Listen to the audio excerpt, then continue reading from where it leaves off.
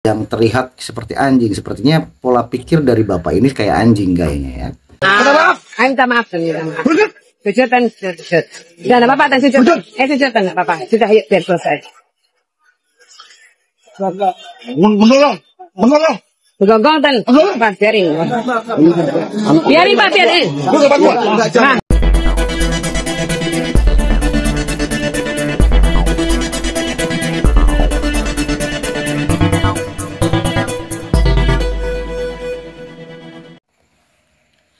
Halo guys, kembali lagi bersama dengan Koko Cirebon Official, dan kali ini kita akan reaction ya. Kali ini ada video-video yang berlewatan kembali sehingga tertarik. Saat ini kita coba untuk berbicarakan, dan ini juga menjadikan suatu pelajaran buat kita bagi orang-orang yang mempunyai uang atau kekuasaan atau pengusaha. Dan gimana kejadiannya tentang peristiwa yang sudah terjadi tentunya, yang dimana salah satu anak atau murid ya sepertinya disuruh lutut dan juga memohon minta maaf, disuruh lutut dan menggonggong ya. Yuk kita lihat videonya, let's go. Apa? Ini minta maaf. Minta maaf. Kejutan. Dan apa-apa, dan kejutan nggak apa-apa. Sudah, yuk, biar selesai. Menggogong dan apa, biarin. Biarin, Pak, biarin. Nah. Ini siapa? Ini siapa? Orang tua. Biarin kan. Salahnya kan sebentar. Kok dari temennya, Pak? Jangan. Jangan. Memang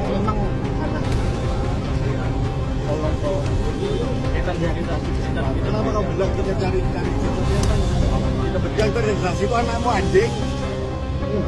Sudah, Pak. Saya nggak seperti di sini. Oh, dan iya nggak di sini. Sudah, ayo. Ini minta maaf. Minta maaf. Kejutan. Dan apa-apa, dan kejutan nggak apa-apa. Sudah, yuk, biar selesai. Menggogong dan apa, biarin. Biarin, Pak, biarin. Nah. Ini siapa? Ini siapa? Orang tua. Biarin kan. Salahnya kan sebentar. Kok dari temennya, Pak? Jangan. Ya, jadi kita hearing dengan kepala sekolah ya. Jadi kita memang sengaja tidak mengundang yang bersangkutan, tapi kita mengundang kepala sekolah, kemudian dengan dinas-dinas terkait ya. Ada dinas pendidikan provinsi maupun kota Surabaya, dan ada juga dinas DP 3AP 2KB ya, Bu Ida. Nah, jadi intinya sebenarnya untuk kita lakukan evaluasi supaya kejadian ini tidak terulang lagi. Jadi kronologis kejadian itu memang ternyata berawal dari mungkin ejek-ejekan antar anak-anak itu ya. Sebenarnya kalau ejek-ejekan antara anak-anak ini dikelola dengan baik, saling maaf-maafkan, ada yang ikut untuk memberikan memberikan pengarahan kepada anak-anak tersebut untuk saling memaafkan, itu cukup sudah selesai itu. Jadi sebenarnya masalahnya itu dan itu terjadi seminggu sebelum kejadian viral itu. Jadi mereka semacam pertandingan basket gitu ya. Nah, kebetulan basketnya ini ada timnya Gloria, sekolah SMA Gloria, kemudian ada basket yang tim lain gitu ya, tim lain dari sekolah lain, bukan dari sekolah lain, jadi kayak klub gitu. Dia bertanding. Nah, kebetulan yang diejek ini rupanya sekolahan Citahati ya. Yang berdekatan dengan Gloria tempatnya saya. Nah, rupanya orang tua yang diejek itu datang ke sekolah menunggui anak ini, anak yang diduga mengejek anaknya. Nah, kedatangan mereka sendiri atau bawa? Nah, ini yang disalahkan lagi. Harusnya kan datang baik-baik, bermusyawarah baik-baik, bermediasi baik-baik. Nah, itu yang betul kan seperti itu. Kalau kita orang dewasa nalar yang baik seperti itu. Nah ini ternyata bahwa katanya bahwa rombongan gitu yang menyeramkan katanya ibu kepala sekolah tadi, sehingga menimbulkan ketakutan. Itu aja sudah salah sebenarnya menurut saya ya. Nah kemudian karena terjadi keributan di depan sekolah, maka ibu kepala sekolah meminta untuk masuk. Nah, yang terjadi keributan antara rombongan tadi. Ya, rombongan tadi dengan anak ini yang mengejek itu. Yang mengejek itu ya. Nah, keributan dan bahkan ada informasi sampai ditendang gitu ya. Tapi itu masih informasi ya. Nanti mudah-mudahan nanti dalam mediasi itu biar terkuak lah. Nah, kemudian masuk ke dalam. Nah, di dalam itu ternyata meminta anak yang mengejek ini untuk meminta maaf dengan cara menjongkok dan menggonggong. Nah itu kan artinya sudah keliru lagi. Jadi, memang kalau kita lihat di sini ibu kepala sekolah itu seolah-olah membiarkan kejadian terjadi, bullyingnya terjadi di situ kan? Apa mungkin karena juga ketakutan? Ya itu pasti. Saya rasa karena sudah ada rombongan masuk yang semacam katanya preman gitu ya. Nah ini kan akhirnya menimbulkan ketakutan dan sehingga dia katanya tidak berdaya untuk menghalangi itu, dan ini akan berdampak psikologis Mas. Yang menjongkok plus menggonggong itu dilakukan akhirnya terjadi. Dilakukan walaupun katanya mau diangkat sama security supaya tidak melakukan seperti itu, tapi tetap dilakukan karena ibunya dan orang tuanya yang menjongkok ini terpaksa menyetujui. Tapi habis itu setelah itu ibunya langsung pingsan. Jadi kejang dan pingsan katanya sesak. Oh berarti dalam ruang sekolah itu ada juga lengkap ya orang tuanya? Ada orang tua yang diejek ini. Ya. Di harapan saya sebenarnya fakta integritas itu tidak hanya untuk integritas untuk siswa dan guru saja, tetapi juga ternyata harus sama orang tua, baik itu bapak maupun ibu. Nah kasus ini karena sudah ranah semacam orang tua turut campur dan ada isunya infonya ada penendangan dan sebagainya, Gloria ini kelihatannya mengadukan ke Polres ya.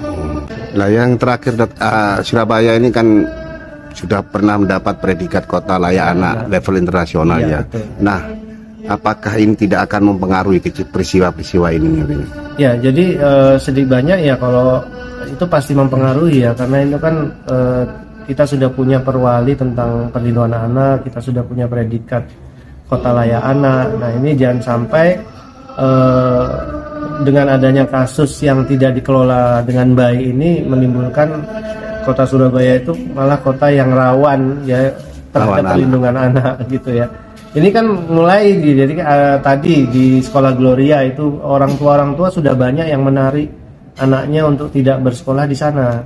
Jadi ada yang sudah daftar ditarik. Nah ini kan sudah mulai ada ketidaknyamanan bagi orang tua. Nah ini harus betul-betul diselesaikan secara tuntas, jangan sampai di situ saja ya. Jadi saya menghimbau juga Polres untuk memediasi dengan baik, dan Dinas Perlindungan Anak juga memediasi dengan baik sehingga nantinya jadi contoh yang baik pula untuk orang tua maupun anak-anak di kota Surabaya. Nah, tadi kita sudah lihat peristiwa kejadian dan juga apa yang dilakukan oleh si sombong ini, ya. Katanya sih dengan pengusaha yang dimana tentunya dengan cara kayak anjing seperti itu, yang disuruh tentunya anak kecil itu menggonggong. Namun ada yang menarik yang kita perbincangan di sini. Yang menarik adalah salah satu sapam dari tempat tersebut dan memberani untuk berbicara dan berani menegur pengusaha yang sombong ini, yang dimana tentunya dia menyuruh anak kecil dan suruh sujud dan suruh menggonggong. Sebetulnya bukan anak kecil itu yang terlihat seperti anjing. Sepertinya pola pikir dari bapak ini kayak anjing kayaknya ya. Persis kayak bukan manusia.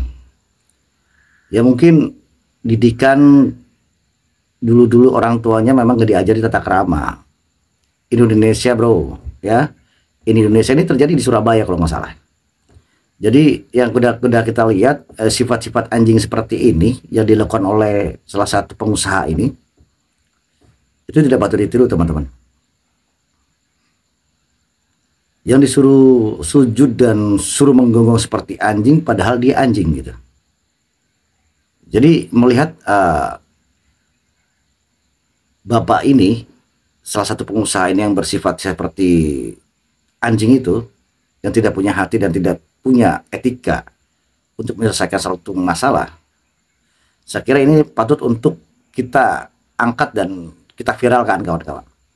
Kita Serampas Indonesia tentunya mengobok-ngobok bapak ini satu ini yang bersifat seperti anjing ini, yang tidak punya tata krama dan tidak punya aturan, berkata-kata tutur kata yang tidak punya sopan santun, tidak bisa berbicara dengan baik-baik, bahkan manusia pun dia perlakuan seperti anjing, padahal dirinya anjing, sifat-sifat anjing seperti itu, ya.